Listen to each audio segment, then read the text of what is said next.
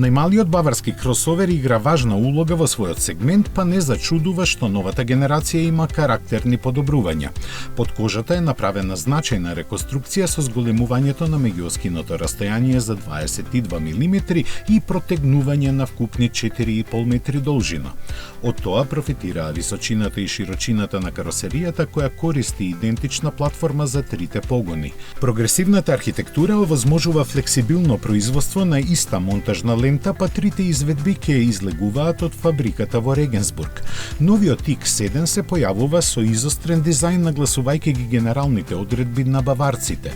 Апострофот, како и што се очекуваше, е ставен на спортскиот карактер со посветеност на детали. Изгледот на предницата се оформува околу доминантните бубрези поставени над новиот преден браник. Атлетското растегнување продолжува преку лед светлата и арките на тркалата. Оттаму се издигнува контурата на кабината со подобрена аеродинамика, повеќе простор и модуларност во внатрешноста. Таа е опремена со последната 8 генерација на iDrive со заоблениот екран оформен од информацискиот 10,25 инчен и контролниот дисплеј од 10,7 инчи.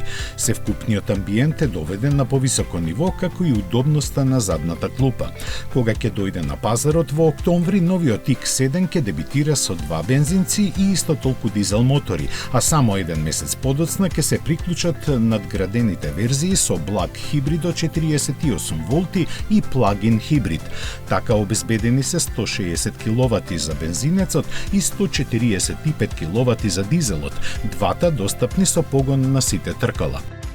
Звездата на гамата е потполно електричната верзија iX xDrive 30, чии електромотори поставени по еден на секоја оска произведуваат 230 киловати и 494 ньютон-метри, доволни за да го апсолвираат спринтот до 100 за 5,7 секунди. Цената ќе се знае во текот на летните месеци.